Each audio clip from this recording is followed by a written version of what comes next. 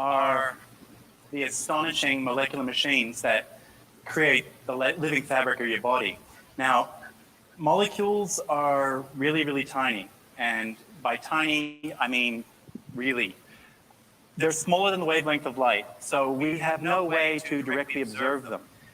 But through science, we do have a fairly good idea of what's going on down at the molecular scale.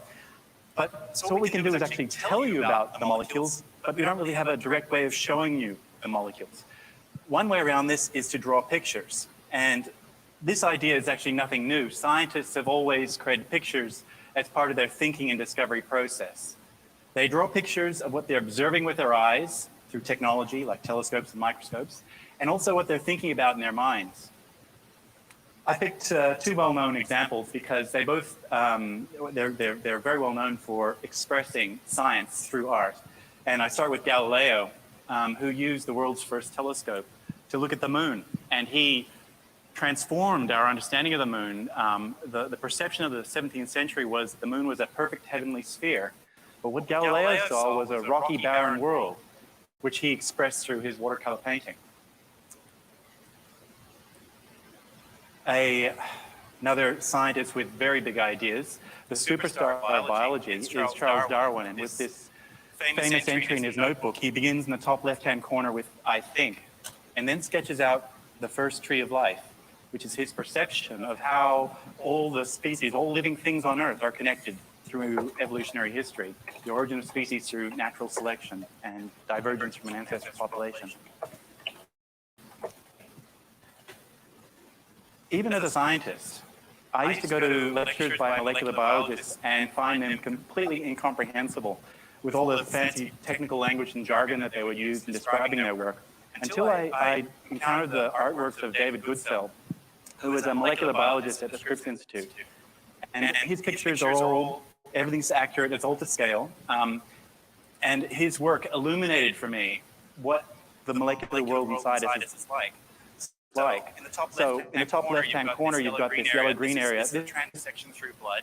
The yellow-green area is the fluids of blood, which is mostly water, but it's also antibodies, sugars, hormones, that kind of thing. And the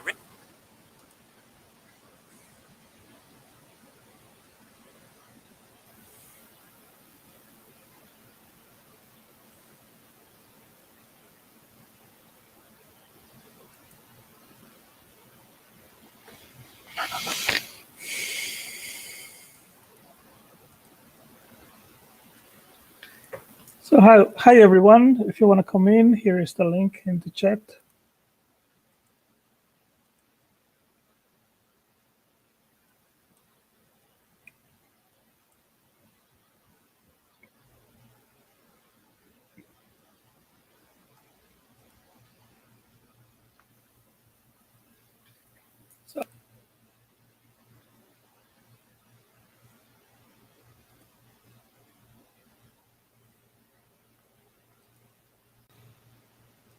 Beautiful Wednesday. Hello, Joel. Good evening, sir. How you doing? Fine, thanks. And you? I ate too much spaghetti, but other than that, I am really well. Making sure. Cool. I think I got my YouTube paused. Yep. Good. All right. So what's on your mind tonight? Hello, Paul. Oh, hey, that was quick. I thought I'd have been backstage for a while. Yeah, not too bad. Unfortunately, I'm sat at work, and the piece of equipment we're using has just broken down, so I'm stuck. I noticed you had gone live, so I thought, oh, I'll jump in to say hello to everybody. Hey, Paul. Nice seeing you again, buddy. Oh, sorry. Looks like... I was just saying hi. Looks like you're in a better shed this time. I'm sat in a vehicle. Well, the piece of equipment we're using has unfortunately broke down, so we're just stuck here. So I noticed Angelo was with live, so I thought I'd jump in. What's the chat tonight? Is it just anything? No, not specific matter. Just having fun. Just talking about whatever comes up. All right, fair enough. Yeah, and first time that I am streaming in two different YouTube channels of mine at Intelligent Design Academy and this one, and the Go Talk, and also on Facebook. So All right. let's see. Yeah, so let's see if we can improve our audience. Yeah. Oh, you're stretching out a bit and going into different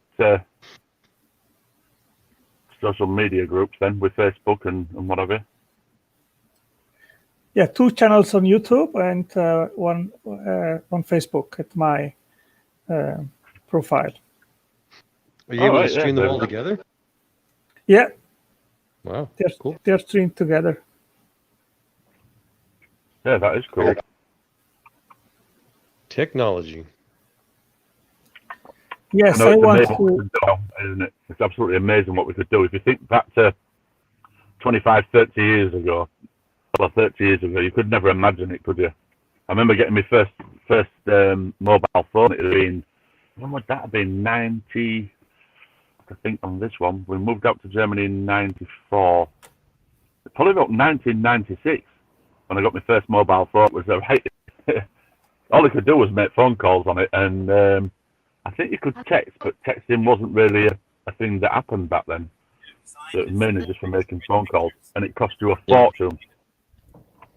Yeah, because what video there was available for mobile technology was either extremely grainy or very, very small because we had such a low bandwidth. Yeah, well, like I say, the first mobile phone I had, it couldn't do video anyway. It didn't have an internet connection. It was just a mobile phone connection. You could do texting. The only game that was on it was something like Snakes or Minefield or something like that. But it was like it's the old Atari type games, you know, all with the squares and everything was all in squares, circles, wasn't it? Yeah.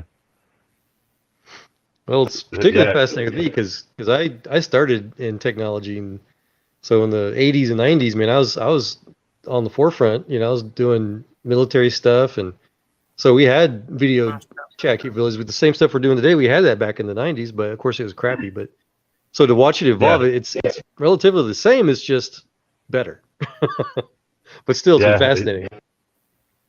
I mean, we've come along in leaps and bounds, haven't we? It's, like I say, just not that long ago, thinking, well, I mean, I'm on a motorway that's closed, luckily, on a closed motorway in the Midlands, talking to you. You're in the America in Antando. Are you Brazil? Is that right? I think a little. Yes, I am in Brazil.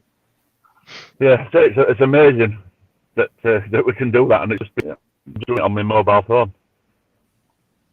The power of switching technology. Yeah, it's amazing. Yep, started in the 50s. Yeah, I remember that I bought my first laptop in Atlanta at the Olympic Games in 1996, and it was a 120. I don't know if it's megahertz, the velocity of the processor, and that was a top Fuji laptop, and it was very expensive, and it was very slow. I mean, but that was really a novelty back then. I mean, I did never have a computer before, so I said, well, I'll buy one and see what goes, and then the internet era started for me. Hey, George, we're talking about telecommunications so far. It had been 1998 when I got my first computer. I didn't get a laptop, a normal computer. And it was one of them that to get onto the internet, you used to dial up. And of course, nobody could phone you if you were on the internet because it actually used your normal landline. And like you say, everything was so slow. It was terrible. Just to open another page, I suppose it was only a few seconds, but it seemed like forever. And then when high-speed broadband came out, it was more or less instant. Yep, my first computer was a Timex Sinclair 1000 sometime in the 80s. I was 10 years old. So I teased on computers. Yeah, I know what you mean with them ones. Yeah, my brother, he got the was it the Sinclair ZX Spectrum, which I suppose was a computer, but they were completely different to what we have now. Because I mean, obviously, you had with the newer computers, they had like the Windows. It was a lot easier to use. The like Sinclair ZX Spectrum, it was terrible, and to play games on it, you just have to put a cassette player, press play, and it do all the bleeps and what have you, and yeah, it's terrible. And so most computers back then they had like 2 colors. Yeah, and then they had 4 colors. Yeah. But yeah, so yeah, I grew up all this stuff. Watched it evolve. Yeah, and what did he get after that? What's that? Commodore 60, I think his next computer after the Sinclair ZX Spectrum was the Commodore 64. Yeah, it was one of the big ones. Yeah, and I remember him playing games on it, and it seemed almost as good as cartoon. Watching a cartoon to me, it was like watching a cartoon and somebody be able to play on it, and I found that absolutely amazing. Yeah, when the Amigas came out in 1985, that was a real revolution in computer technology. In fact, I still have some old Amiga 500s and a 1200 in my garage, but that's when technology really blew away. And they moved into what was called RISC-based or reduced instruction set-based type computer architecture, getting away from the CISC-based, even though we're still on complex or CISC-based today.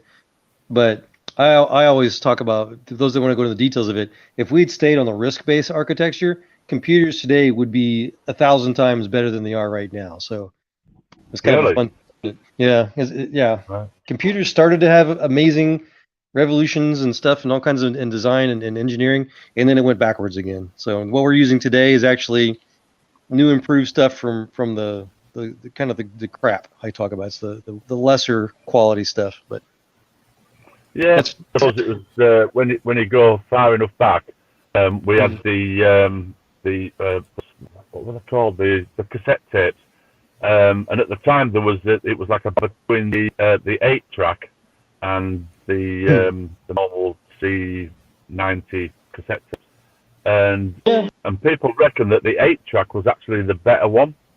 You could do more with it, you could get more on it, but for some reason, like the C90s was the one that won the battle, so to speak, and the 8-track disappeared. And I suppose it was the same with the video. What was Beta VHS? You're saying? Yeah. VHS, yeah. Yeah, it's all just, it was all old tape reel technology. It was just a battle of capacity. Yeah. That's all. Good times. I remember that I started to use computer in 1987, and I wanted to learn to program, and the language back then was COBOL. But it wasn't my métier. I didn't like it, and I changed again my professional activity. Yeah. But if I would have liked it, and I mean, many people, they have become very rich from back then, involved in computer programming and everything that has to do with computers. So, I mean, everyone has a specific gift, you know. I was on all that stuff, though. I didn't get rich. I left school in 1982 when I left school, and computers literally started about that year, where they started teaching children how to use computers. So I never actually did any of it at school. It literally just came in. I started building the computer rooms the last year of my school, of me being at school, and then after that, they had computer studies, and it was all about programming, you know, how to program computers and stuff like that. But all that skill now that they learned, obviously became more or less obsolete, I suppose, really, when the Windows platform started. Yeah. And that's when I could understand how to use computers. When the Windows started, it was somebody who'd never used computers ever, it was quite simple for me to pick it up. But the other system, I was just lost with it. Yeah. Yeah, I was saying I started all that stuff. I taught myself BASIC when I was like, again, I was like 10 years old, and I learned Pascal and I learned GW and I learned all those languages. And I started when I got out of high school, I started to get my software programming degree, but it was right when that .com bubble burst, and all my coder friends were telling me that, the new positions at companies for programmers was just a dime a dozen because people couldn't get work anymore, and so it was like minimum wage, and they were all encouraging me to get into getting like a hard trade as a backup, and so that's where I joined the military. But yeah, no, I have got friends of mine today. In fact, I got one particular friend. He still kind of pokes fun or laughs a little bit and just has fun with the fact. So like these other two guys that I used to help teach computer technology, and I taught them DOS, I taught them programming back in high school. They were able to capitalize it. They started their own company. They're multimillionaires now. They started this little software industry, and they're laughing because I was the guy that was teaching them. But yeah. Wow. Yeah. Yeah. So what did you do in the military then? I was electronics expert. I told the recruiter I wanted to do electronics trade.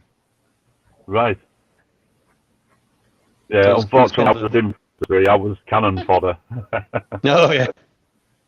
Well, I made sure the cannon fodder's gear was always there. So I worked on avionics and radios and mobile phones. So that's what I was saying. The stuff like this cell phone stuff, all that stuff existed back then in the 90s. It was just, it was very expensive. So, of course, only the government really could afford it.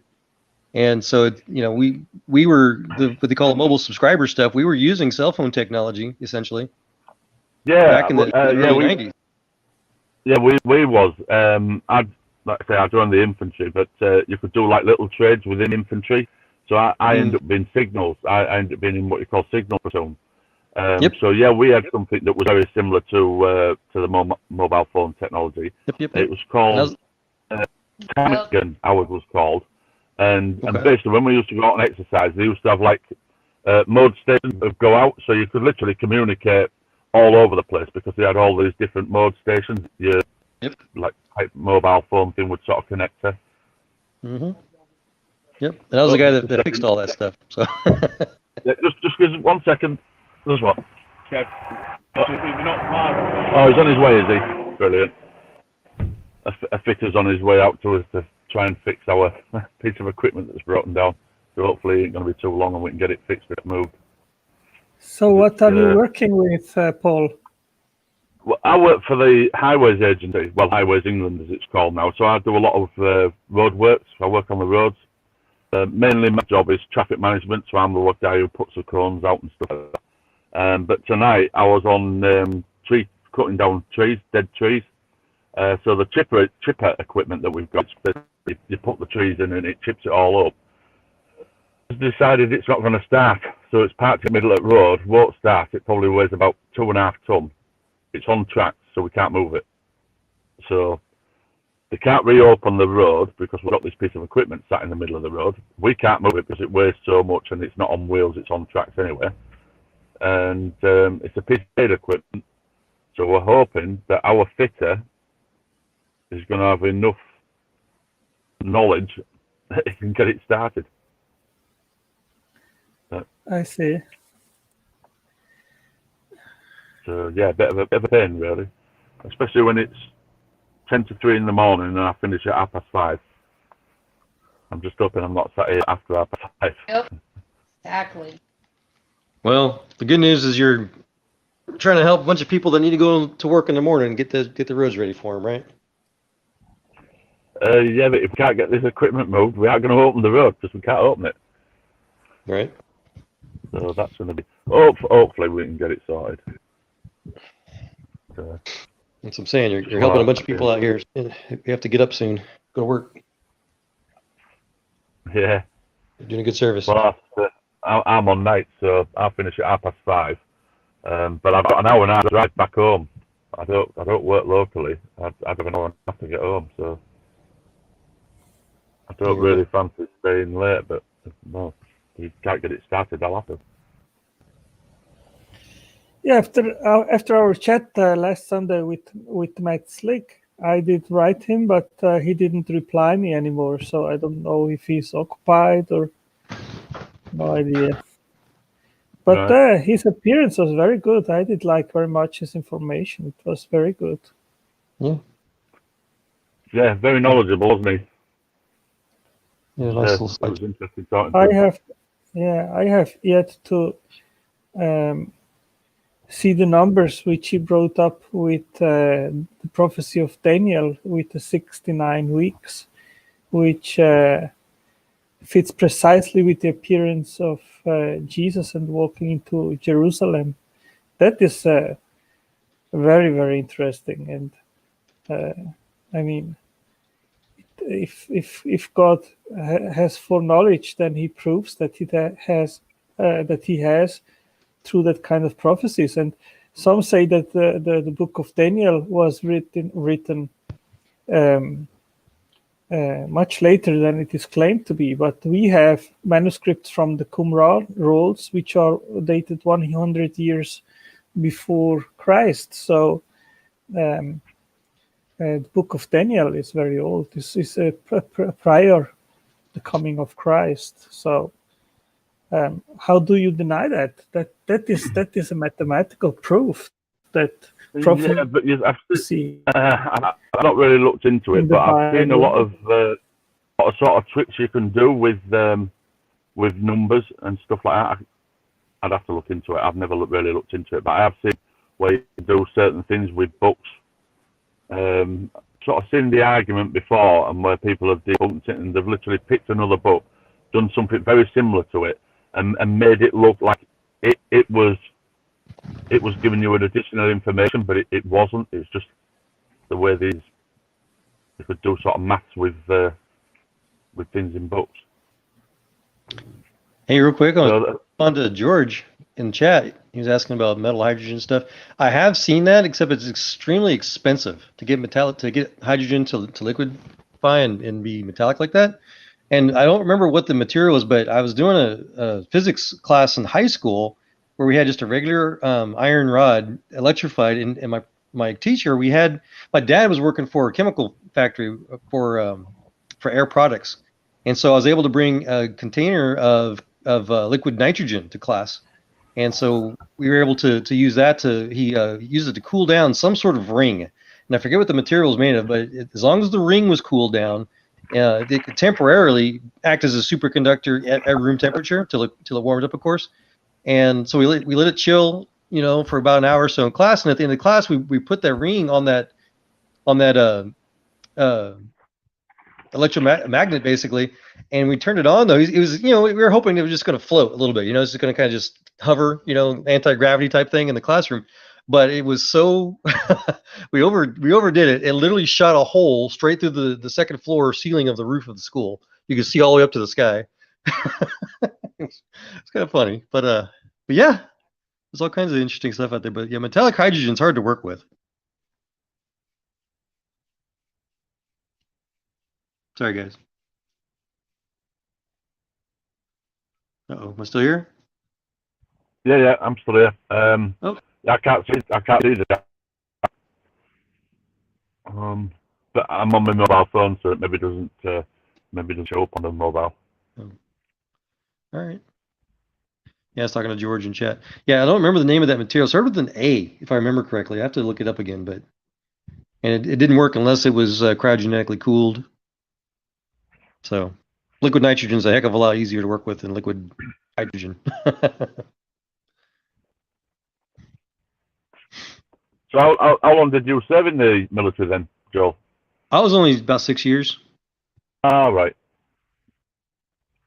Yeah, I did 15. Nice. Would have done longer, but things happened. Yeah. Yeah, no, I enjoyed it. I was really fortunate too. Yeah, I enjoyed my time in the army. Well, I never planned to do 15 years. It was one of them things where I just sort of stuck in a rut, I suppose, and you just stick with what you know, I suppose, really. Yep. Yeah, I was fortunate. I kept getting assigned to theater operation type stuff and all these support battalions, and just I don't know. You got to see a lot of places. I went all over the planet. Hmm. So, but I didn't go to the poles yet, which I don't think I want to go to the poles, but No, I never. Some of our lads did Arctic training and what have you, and I'm glad I Yeah. never. yep, I didn't like the cold. Yeah, Coldest I ever been was South Korea. Got down to negative 60 degrees a couple days. Up in the the mountains. coldest I went to Poland. I did the first NATO exercise in Poland when. God, when would that have been? I can't even think when that would have been. How cold did it get? I heard the Polacks are awesome people. Oh yeah, the people were fine. Yeah, I think we got to something like about minus 30, minus 35, something like that. Oh yeah. Oh, it was cold. The diesel was starting to solidify. Yep. It was that cold that the diesel was starting to solidify a bit. Yeah, that. Yeah. The first time I experienced that was stood outside, and let's say it was ice cold, minus 30, minus 35. Mhm. And when you were breathing, it was like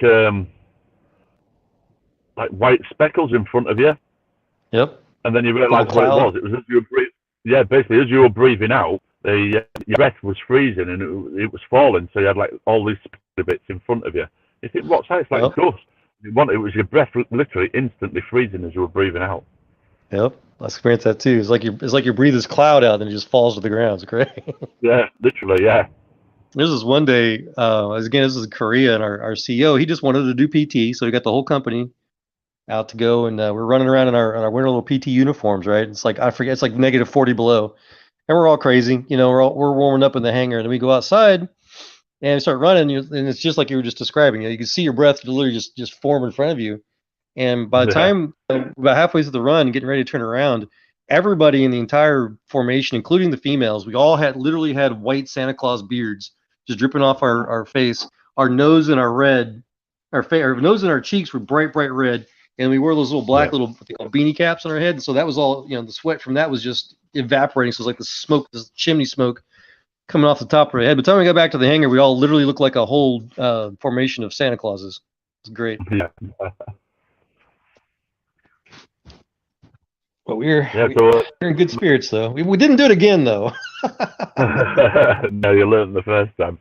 Yeah, the places I went to, when I joined up in 86 and I left in 2001, and I did Northern Ireland, Bosnia, Kosovo, Sierra Leone, Germany, nice, Canada, Poland, Kenya, Oman.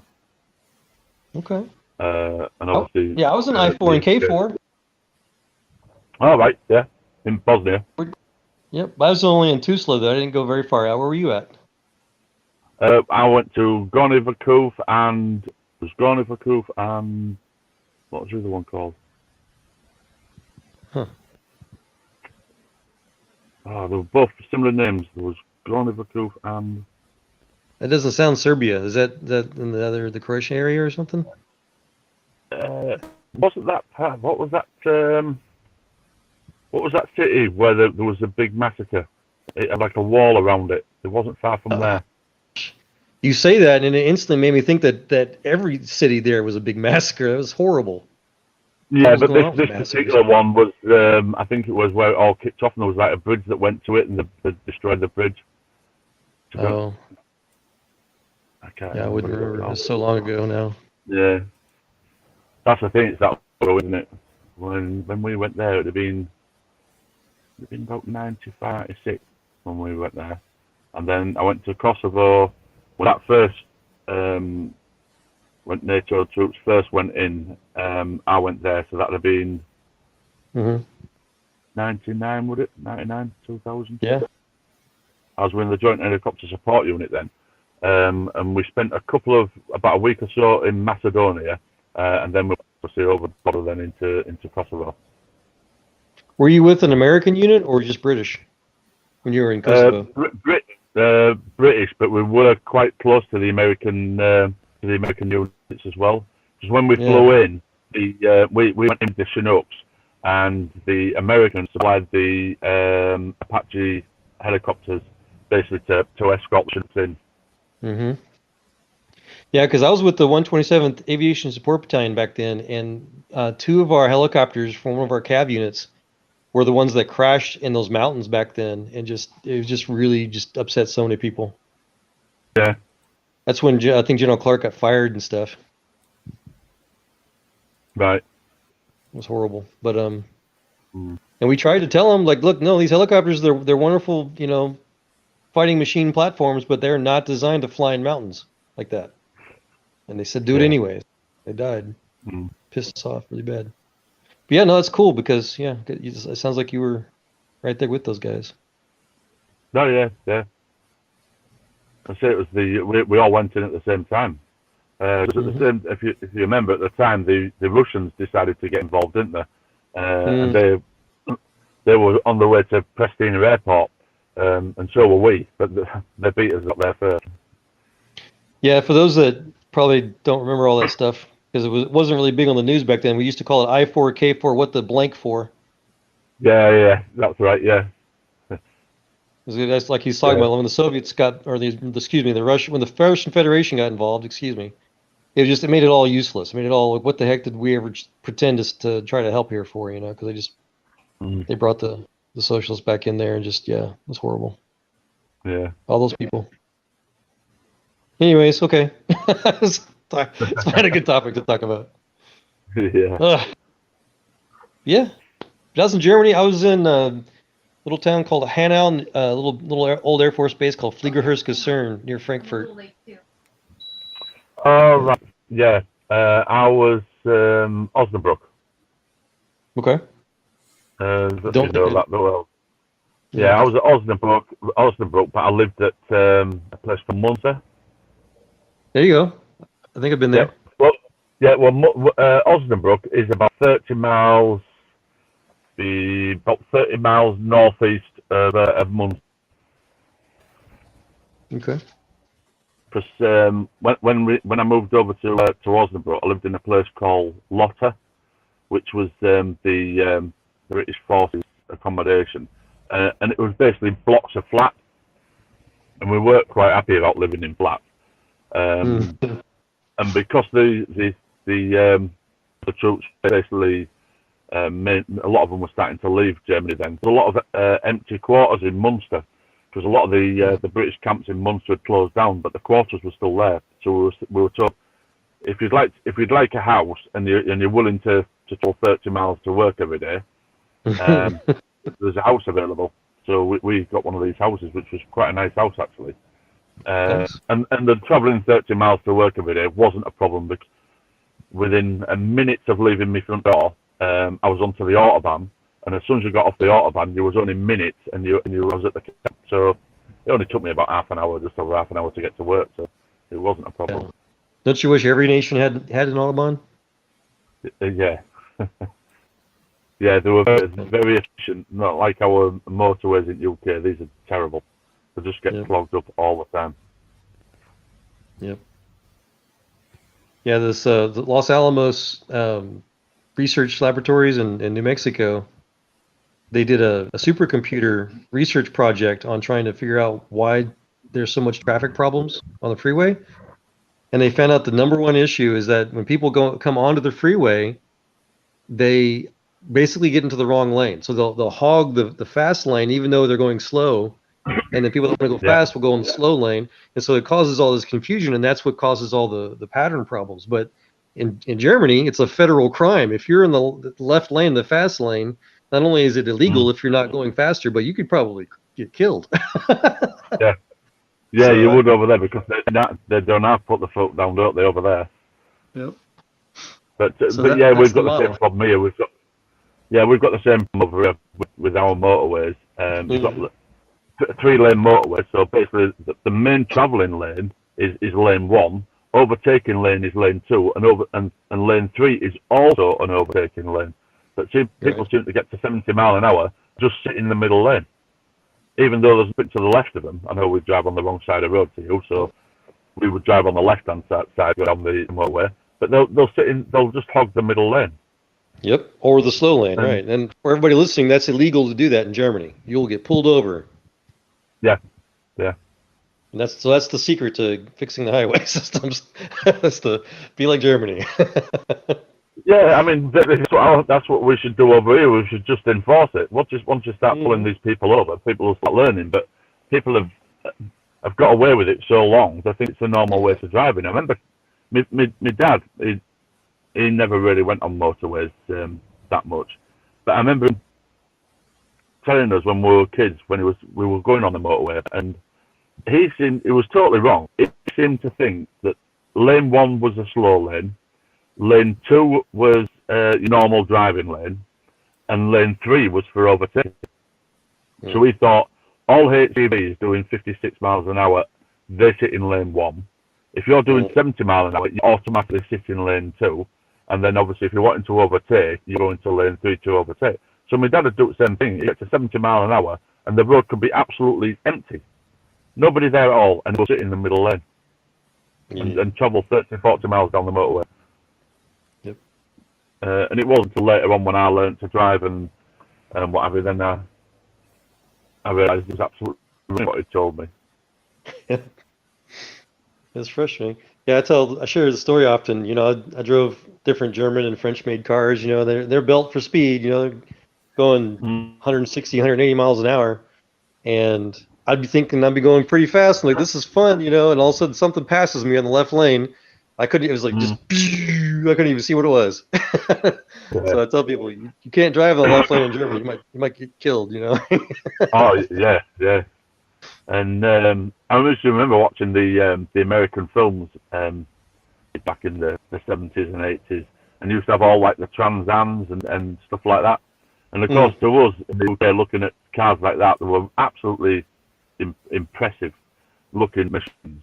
We had like the normal little, a Mini or Ford Fiesta, something really small, 1000cc.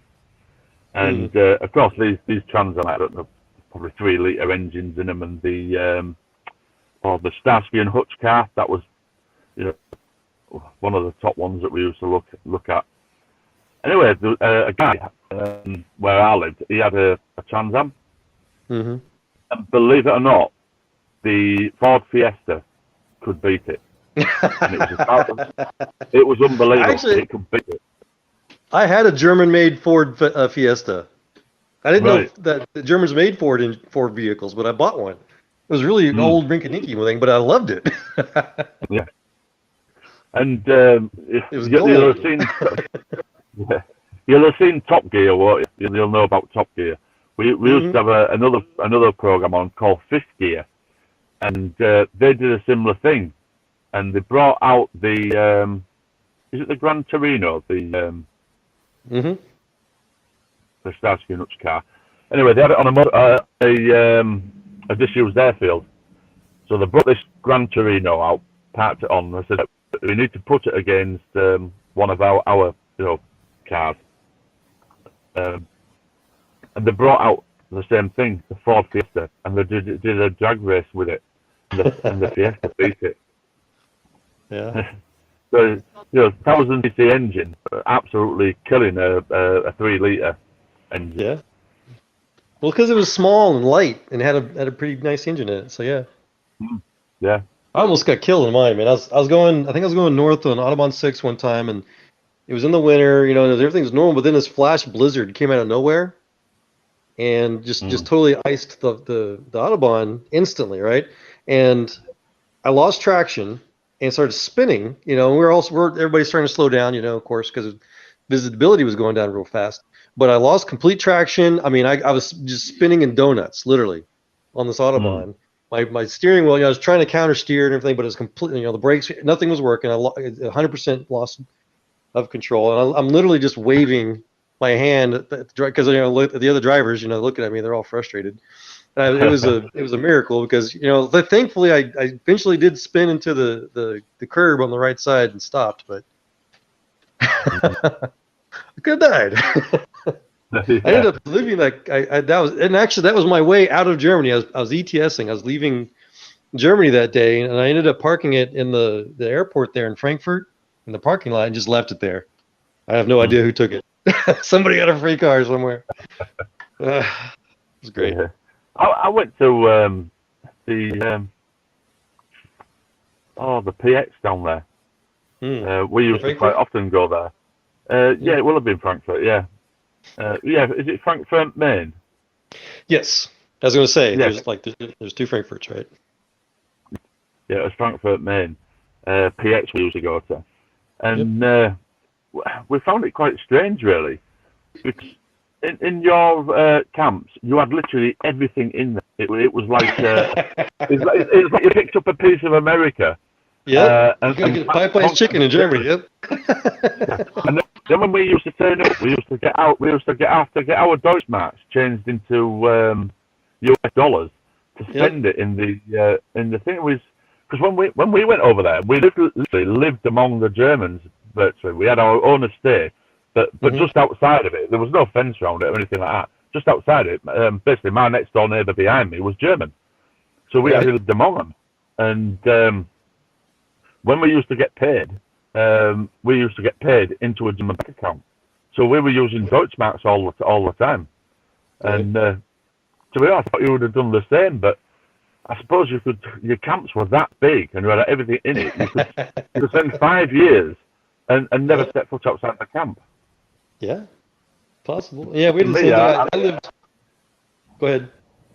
I was going to say, to me, it was if it seemed like you were missing out on actually being in Germany, because it just seemed to be that you spent most of your time in camp or within the camp enclosure. We got out all the time. Right. No, we never stayed on post. So when you went outside, then did you have to get your US dollars changed into Deutschmarks? Oh yeah. We only, so for gas though, we had our own little what called gas stamps or whatever they call it, gas tickets. Yes, we just did. Showed those. Okay. Yeah, we had the same I actually thing. lived off post. So I actually lived in a nice little German, one of those 4-story apartment buildings. Oh right, yeah. Yeah, the wood floors. It was real nice with the big bay windows. I mean, I loved that. It was like old ancient building and stuff. And yeah, no, we never hardly stayed on post. In fact, I got all kinds of stories of the Polizei, which is another thing I like to share with especially my American friends. They want to talk about police brutality, man. The German Polizei, they will kick your butt. There's times where we'd have guys just out, on the bar, in Germany, and they'd get, they'd cross some guy wrong or whatever, or insult someone's girlfriend, and someone would sort of fight with them, and they'd make it back to base, and the Polizei, they'd walk right on, they just drive right through our gate, go to our barracks and yank the guy out of his bed, like it's nothing, and beat the guy down. We're like, dude, don't mess with the Germans. Yeah, you don't mess with them, because basically they can never get done for police brutality. Because like our police, they can use, they're allowed to use as much force that is necessary. But who decides what force is necessary is basically the court. The court will decide whether he's used excessive force or not. But in Germany, it's worded slightly different. They can use as much force as they deem is necessary. Yep. So of course, when they go to, if you were to take one of them to court for police brutality, of course the judge would just ask, "Do you think they used excessive force?" And if he says no, then he didn't, did he? Because it's up to him to determine how much force he thought was necessary. So yeah, you were right. You didn't mess with the with the German police. Right. Yeah, it was kind of even worse than that, even because the Polizei, they were authorized. They carried the spring-loaded billy club type things. Yeah. Here in America, the cops are lucky if they can bring a bludgeon device at all. But in Germany, they've got the ones they're illegal here in America. What the Germans use. Yeah. So it's crazy. But all your police carry guns, don't they? Say again? I says all your police carry guns. Whereas here, yeah, guns and tasers, yeah. Yeah, I would say I was done. What was that? Our police don't. In the UK, our police don't carry guns. Oh yeah, y'all had that big national gun buyback thing back in was that the 80s or 90s? I forget. No, our police have never carried guns. Okay. No, I've got plenty of guns at home. You can still own guns. There's nothing stopping you owning them. Yeah. It's just, I just thought our gun laws are just more stricter than yours. But if I want to buy a gun, I'd have to apply for a license, which would then mean that the police would turn up my house. They'd want to know where I'm keeping it, so I'd have a gun safe. And as long as the gun safe was adequate, then that'd be fine. I'd have to have a reason for having it. So a member of a club, or I've got permission where I can go shooting, and then I'd be granted a gun, or granted permission to go and buy a firearm. That's not a problem. The only guns we can't have now is pistols. They're trying to do that here in America too, but yeah, it'd be about 20, no more than that. I bet it's 25, 30 years ago now.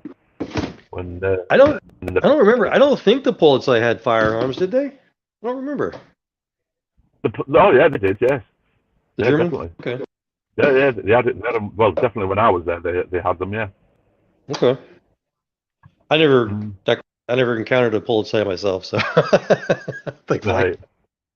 I did encounter though Well- they have the what do you call it? The little red light and speed traffic ticket things. It's like this big yellow box on a pole on the side of the road. Oh, And it speed just cameras. takes your picture whenever you violate make a traffic violation.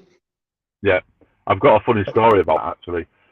Okay. Same thing, you'd be driving along and it'd be like 50 kilometers, and you're doing like 55 or whatever. You'd end up with a ticket, so you'd have to go to the pay office. Right. You'd sort of get notified that you've got to report to the pay office. You go to the pay office, they give you your ticket. You pay them it, and they pay your fine for you. Anyway, this one lad, like I said, they used to have the vans at the side of the road. So he's travelling along, and he goes past this van. He's doing 50 kilometres, 30 miles an hour, which he's supposed to do. So he sees this, and as he goes past it, it flashed him, and he looked, and he thought, I'm not speeding. So Right. he went round the block, come back. This time he drives past at 45 kilometres. As he goes past it, it flashed him. And he thought, why am I getting flashed? I'm not speeding. So, foolishly, he goes round the block, and this time he goes past at about 30 kilometres an hour. He's way underneath the speed limit. And as he goes past it, it flashed him again, and he thought, what is going on? So he pulled in front of the van, walked over to speak to the policeman in the van, and went, I'm not speeding. Why are you flashing? He went, no, you're not speeding. No seatbelt. 3 times.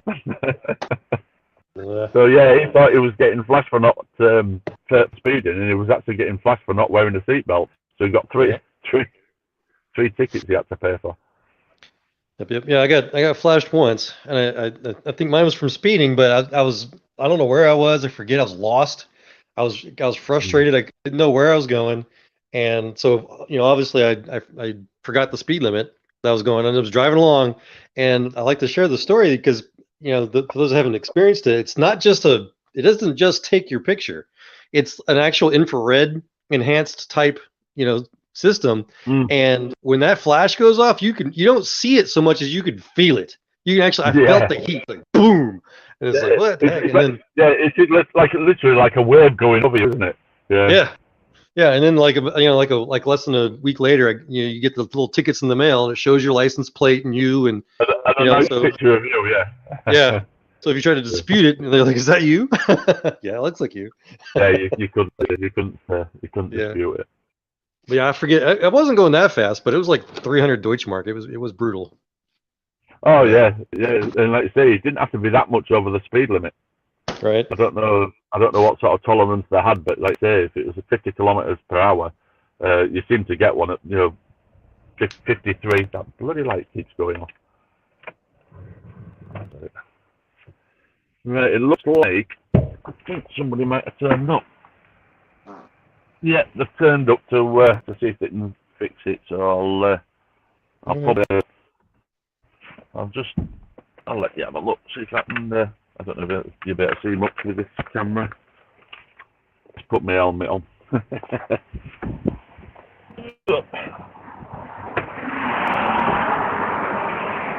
don't know if you can see that, can you? Well, I'll read chat. I'll show you a bit of equipment that's broken down. I see you. No, I'm on phone. I hope you didn't fix the bloody thing.